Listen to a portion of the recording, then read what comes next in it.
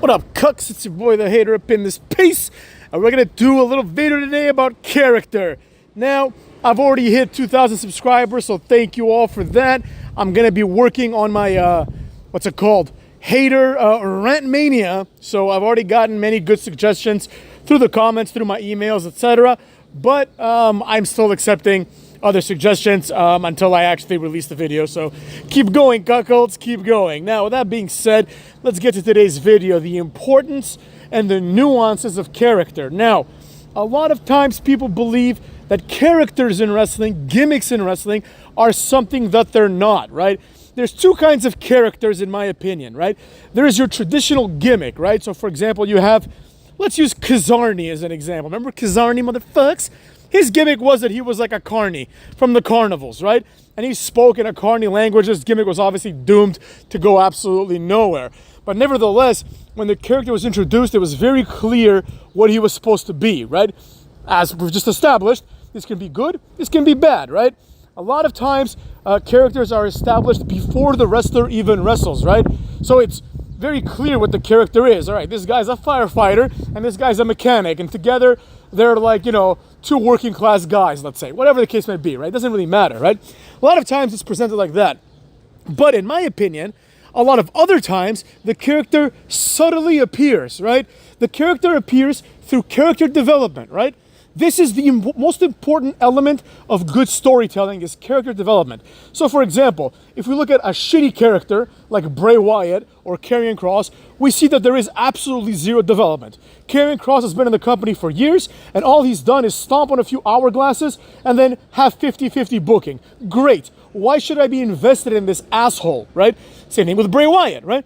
Zero character development. Bray Wyatt, unlike Karrion Kross, has a more defined character in the sense that when he's presented as a crazy guy who is part of a cult or who's the leader of a cult, right? This cult is called the Wyatt family, right? That's all you need to know for this character to make sense initially. However, in order for the character to continue being interesting, the character must develop, right? In other words, he was a cult leader, then what did he do? Nothing. He's done absolutely nothing since his debut. In his debut, him and the Cult inexplicably attacked Kane, and since that moment, Bray Wyatt has inexplicably been in feuds with people for no reason whatsoever, right? Basically, he just starts picking on someone, he starts bullying someone, and then that someone often whoops his ass at the pay-per-view, right? This is what happened with John Cena, this is what happened with Daniel Bryan, this is what happened with Roman Reigns. Zero character development, right?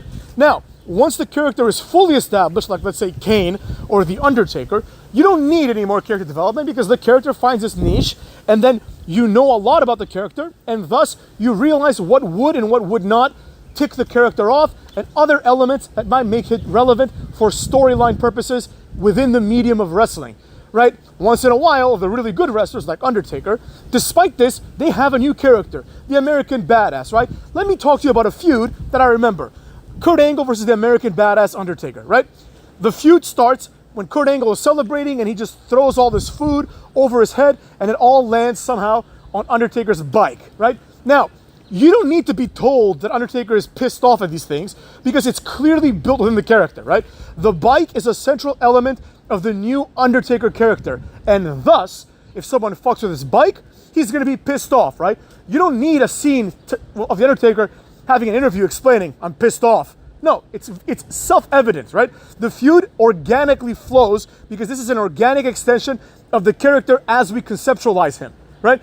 If Karrion Kross is out there with Scarlett Bordeaux, and I don't know, John Cena comes and smacks Scarlett in the ass, right? Then the implications are that you just smacked a man's wife in her ass, he's gonna be upset. You don't have to explain why he's upset, right?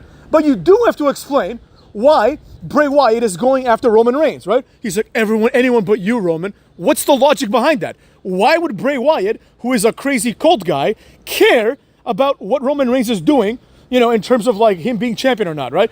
A character like Bray Wyatt should not even be motivated to become WWE champion, right? It goes beyond the character, right? Certain great characters don't need to be champions in order for them to make sense, right? A great example is Kane or even The Undertaker, right?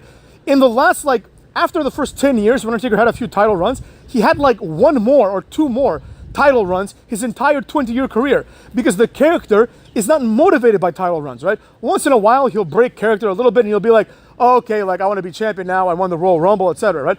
But in my opinion, it doesn't even make sense for someone like Bray Wyatt or Undertaker to be in the Royal Rumble, right? They're not motivated by the prestige of the sport. They are different characters, right? John Cena, Orton, Triple H, like these opportunists or, babyface type characters, Edge, these are the kind of guys that would be motivated by gold, right? It is consistent with Edge's character to want to be world champion. It is inconsistent with Bray Wyatt's character to want to become world champion. But the problem is, everything is inconsistent with Bray Wyatt's character because he has no character, right? His character is just one sentence. It's basically like, oh, it's a crazy guy who's in a cult, and that's all you're going to see from now on, right? Now, let's compare that with a wrestler, a modern wrestler, with a lot of good character development, right? None other than, of course, everyone's favorite bad boy, Dirty Dominic, motherfuckers. Dirty Dom. Now, Dominic Mysterio, in my opinion, is a great example of good writing, right? You do not need to be told anything about Dominic when he debuts, right? It's very clear. He is Rey Mysterio's son, and the only reason why he's there is because he's Rey Mysterio's son, right? He's a face because Rey is a face, right? And this all builds up to a situation where Rey is mentoring Dominic, and eventually Dominic is meant to take on the reins, and he is meant to have some success on his own. But until that happens, he tag teams with Rey Mysterio because he's not ready, right? That's the story. Nobody needs to tell you that. That's obviously what's happening. In my opinion, the fact that it was on the pre-show that where Dominic and Rey became tag team champions is a cardinal sin, right? That's a much more interesting part of that WrestleMania, wherever the fuck it happened, right? Than basically 99% of the rest of the card, right? I'd rather see that than see like in the main event, Tommaso Ciampa versus Gunther in NXT. No, that doesn't make any sense. Like, nobody wants to see that. It's completely useless, right? This is a moment, not only for Rey Mysterio and Dominic Mysterio as individuals, but it was a moment for their storyline, right? It was an implicit way to advance the character of Rey Mysterio as well as the character of Dominic. Rey Mysterio was no longer the luchador, right? Rey Mysterio was now the father figure. That was his new character, right? Nobody needed to tell you this. Nobody needed to go out there. Rey Mysterio didn't go out there and say, I am the proud father, right? Just like Bray Wyatt comes out and says, I am the eater of worlds, which makes absolutely no sense. What worlds has this guy eaten? I mean, he's definitely eaten a few because look at him, right?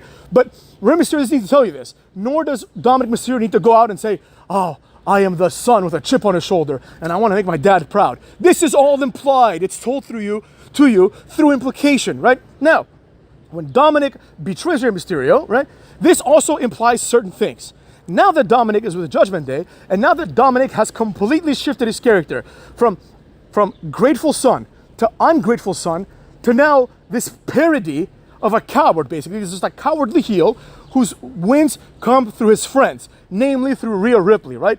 This is great. This is great storytelling. This is a great character, and here's why. Because of this character, we can now look at different stories where we can plug Dominic Mysterio in. And then the question becomes, does this story change if you have Dominic Mysterio here instead of some other person who has no character? Let's use Dolph Ziggler as an example, right? Would the story change if Dolph Ziggler is put in the same spot as Dominic Mysterio, right? It would be completely different and it would make no sense, right? If Dolph Ziggler all of a sudden came out and his matches were being won by his partners, right? This would be inconsistent with the shitty character of Dolph Ziggler, which is, I'm better than you. That's his entire character, right? With that in mind, right? Think about all the possibilities that you can do with a Dominic Mysterio character that you cannot do with any other character in the roster, right? A great example that a great man named P.S. Power once made was when he said that Edge is overrated. I know what you're all thinking. How can Edge, my favorite wrestler, be overrated? I'll tell you how. And his point was very clear. He said, if you took away Edge and instead you took Edge from every match that he's ever been in and you supplanted Mr. Anderson, Mr. Kennedy instead of Edge, would the storylines play out any differently? The answer is obviously not, because they are fundamentally the same character. They are the cocky, arrogant douchebag character, right? Who, thinks he's better than you to some extent, but he's willing to cheat, he's willing to do that. It's the same exact character, right? So the Edge character is not deep enough for a character. Now, Edge was, fortunately for him and fortunately for all of us, he was supplanted with great storytelling and great feuds, right? But not everyone has that luxury, right? As we've seen with people like Keith Lee, Wesley, Karrion Kross, Gunther, right? A lot of times you start realizing that these people are the exact same character. They are archetypes, right? Gunther, I know people don't like this, but it's the truth. Gunther is basically Vladimir Kozlov, right? It's the exact same character, right? With the exact same mediocre moveset. He has like 3 power moves, right? But people get excited because he slaps people really hard. Think about what you're cheering for, right? Would you like Vladimir Kozlov in the past? No. Would you like Bronson Reed? No. They're the same exact character. A big, and same thing with Karrion Kross, a big, intimidating, scary guy, right, who can kick your ass is the point of Gunther, right? The fact that he hangs out with 2 other Europeans has absolutely no bearing on his character whatsoever. Because if you fired Marcel Bartel or whatever, Ludwig Kaiser and Giovanni Vinci tomorrow, nobody would notice, and it would have no bearing on anything that Walter does. Because fundamentally, what Walter does is he hangs out with these guys on Raw, and then when it's time for the pay-per-view, he goes out there and wrestles by himself, right? They add nothing to his character because he has no character. That's the problem here, right? And what I'm hoping to gain by this is to point out that character does not need to be your gimmick. Character can be your character development. John Cena for a long time had no discernible gimmick.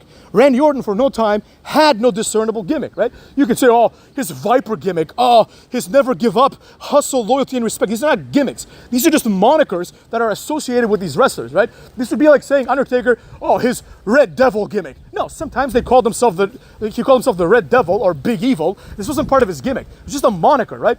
But the character was powerful enough where the motivations were predictable but also unpredictable depending on the circumstance, right? So it's predictable what Undertaker's gonna do if you like, I don't know, ruin his bike, right? Because his character is a man who cares about his bike. That's part of his character, right? It's unpredictable what would happen if you took this character and you buried him alive, right? The implications are that the other Undertaker is going to come out, and that's exactly what happened. But the point is, you didn't know, right? It's like, oh, is he going to come back as the dead man? Is he going to still come back as, Big Evil? Whatever, right? The point is, what's going to happen next, right? Same thing with Dominic, right? You can have a scenario. Let's say that there's some, let's say you have I don't know, Umberto Carrillo, except he's actually over and popular, right? And let's say he tries to steal Rhea Ripley from Dominic, right? You know what I'm saying? Like that's something that you could have, and you could play that out with Dominic, and it would play out completely differently than it did with Otis when he was in love with Mandy Rose, right? Because the characters are fundamentally different.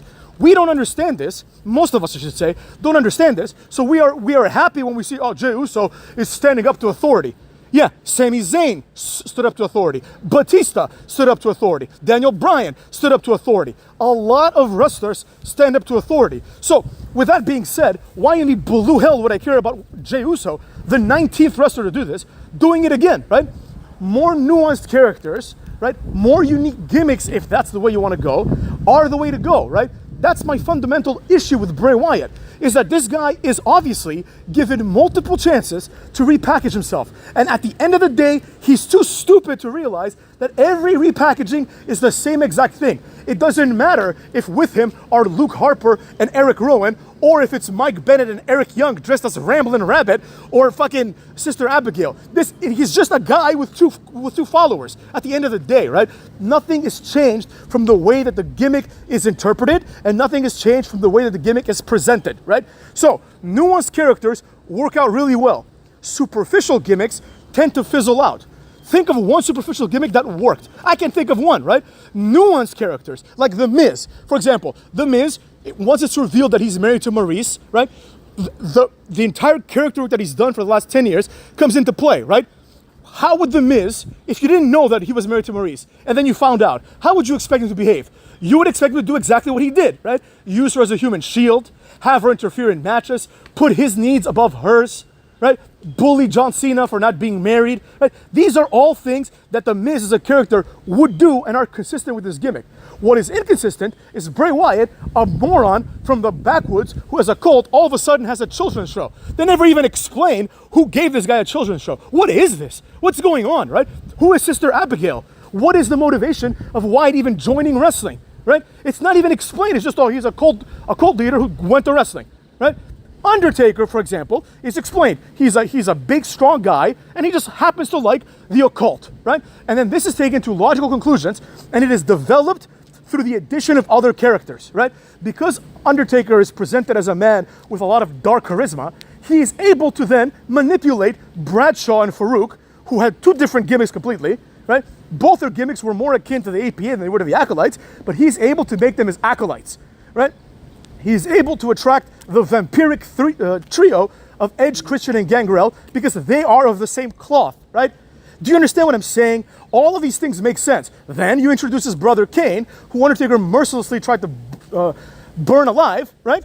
And then Kane is now like, he's equal basically because they're brothers. That's the whole point. He's just as strong, just as powerful, just as menacing, just as dangerous as the Undertaker. And you can build from that, right? Then, you know, the brothers become friends again. And then, you know, I don't have to sit here and give you an overview of Taker storylines, right? But the point is made, right? If you took Karrion Kross and you had someone, I don't know, let's say Karrion Kross comes to work with, I don't know, a motorcycle with 2 hourglasses for handlebars. So someone smashes them.